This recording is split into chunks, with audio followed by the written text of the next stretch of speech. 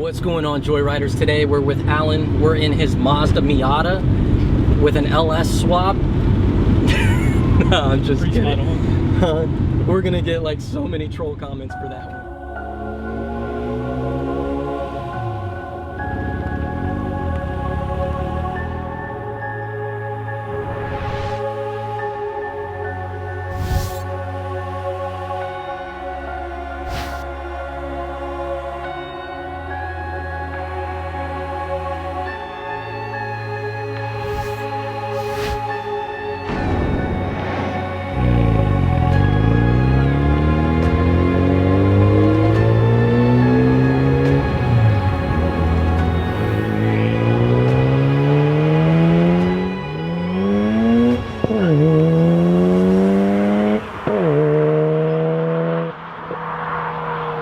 Basic, street port rebuild, just mild.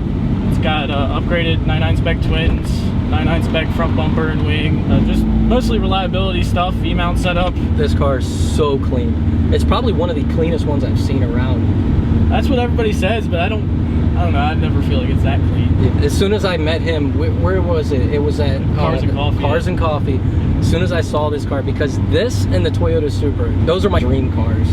Like when it comes to imports. Look at that guy. You're getting people waving. Yeah, you get a lot of stares. Perfect wheel choice, by the way. RPF ones. Yeah, I like them. So, tell them the story about how you got it. You drove all the way down to Florida and then drove it back to Virginia. I sold my STI to my buddy, and then I was looking around and I didn't know what I wanted to get. And then I was just like, you know what? Let's just see how much RX7s go for. And I looked at it and I was like, yeah, that's pretty doable. So I looked on the forums and I saw one in Florida for a good price. It was really clean, and I talked to the guy and everything. We got it sorted out. So I flew down on a Saturday and drove back at about 12 o'clock that Saturday because I went down and bought it. Got back to Winchester around 3 o'clock in the afternoon Sunday. Just drove about 16, 17 hours straight, and made it back one piece, not a single problem, so can't really complain. And then not only that, after he got home, that following weekend? Yeah, literally we got home that Sunday. I went and got it inspected and registered that following Monday, and then Tuesday we left and went to Ocean City for H2O. Dang, you guys won't believe what he paid for this thing. $18,000. $18,000. Clean title, RX7. That's got to be probably one of the best deals I've seen, and especially for how clean this thing is. It's crazy. Usually I get offers for people wanting to buy it quite often. Oh, I bet. Yeah, I took it to Summit for one of the NASA racing events, and all I did was park it, and I put a note in the window that said, if you need me to move my car, here's my number, just let me know. And everybody's texting you about wanting to buy it. Yeah, one guy literally made sure that my buddies flagged me down because he wanted to talk price with me. He basically told me, give me your number and I'll be good with it. And I was like, I don't know if I want to. So how long have you had it now? I've had it, it'll be a year towards the mid of September. Mid-September? Yeah. So probably about 9 months now or so. And it's got about 150,000. Yeah, 158.5 on the body, about 58 on the motor. Okay, so you still got the rotary in there. Yep, still and 13. Upgraded turbos. Yep. 99 spec twins. Okay. And you said roughly about how much power? The guy before me had a different intercooler setup on it and said that he made about 320 wheel. The one thing that I love about this is the turbos come on quick and they come on good, but it's not like like your Subaru, where you feel it start to flatten out at about 5,500, 6,000. Yeah. It just keeps pulling. Like it pulls all the way. I've only taken it out to 8. Redline I think set at 8,400 on my Power FC. These things are pretty rare too. Yeah, they actually only imported about 13,000 of them into the U.S. through all the generations of from 93 to 96. So, and they did a bunch of the forum guys got together and did like a index almost across the whole U.S. to see how many were still on the road. And back in 2003, they counted about 8,000 still in DMV registry. You got your nitrous bottles under the seats right here? Yeah. All right. It would be a little ricer But it would be kind of cool to put the same graphics that Dom had on his RX-7 from the first one. I've thought about it. I think if you put graphics on this car, it's going to be a racer. I mean, people are going to call it a racer and hate on it, but I think if you went with that, people will accept it. Yeah, it's one of those things. It's nostalgia.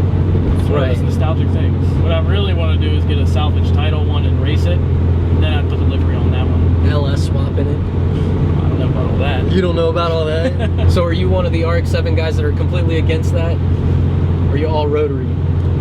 I think the rotary, you know, this is one of the cars that, you know, rotary didn't come in a lot. It came in the RX-7s, and that's it. And the Cosmos, and that's it. But like, that's its claim to fame, is the rotary. So, you know, why take that away? I mean, it has its issues. You know, if you don't watch it and maintain it, it'll bite you in the ass. But it's just like anything else. I mean, a Subaru. Oh, dude, Subarus are very finicky. I mean, if you don't maintain a Subaru right or anything, I mean, you see all these guys on the forum saying, "Oh, mine's brand new motor, blew up after 10,000 miles." It's mine did. I went through 4 engines on mine. That's why I sold it. That's why I don't have a Subaru. Ringland issue, 3 of them. Oh man. Yeah, my buddy was doing 400 wheel on his. Was it 2012? They don't handle power very well. No, he blew it right. If you leave them stock, they last forever though. Mine was. I got it at 105,000, my STI, and it was a 05, and it was pretty much bone stock besides an intake. I mean, not even a catback on it. And I modded it a little bit and everything, but it's still running right now, and it's running right now with a Blausch 2.5 XDR on it. Oh, nice. Yeah, that's a good turbo. It's about 380 wheel. It's still chugging along. I did the Blausch, the Dom 3 on mine. I think it was a little too big because it had like major lag. That's the one thing about single turbo that's kind of keeping me and looking at twins. I don't want to have that lag. I want the same power delivery. We're going to turn around. We're going to go back. We've scoped out the straightaway, and he's going to do a little pull for us and see how this thing feels. It should feel pretty good. 2,800 pound car with roughly around 300 plus wheel horsepower. Second into third gear.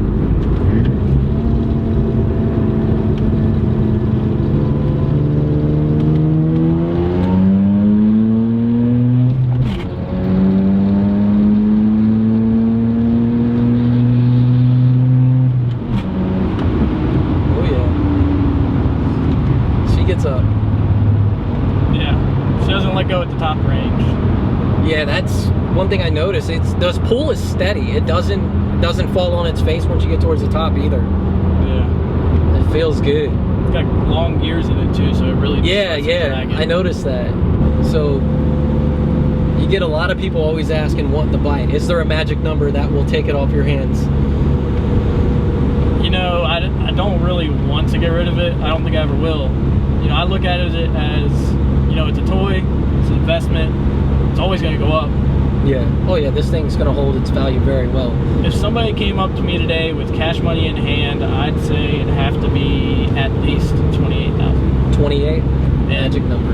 You know, it might not be worth that, but to take it off my hands because I don't want to sell it, you'd have to throw me 28. It's more sentimental. Yeah. So, hope you guys enjoyed this video. Comment below. Let me know what you guys think of Alan's RX-7. I absolutely love it. It's one of my dream cars.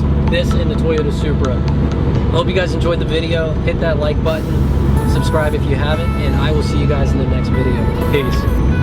Thanks for sharing the car with us. Yeah, dude, no problem.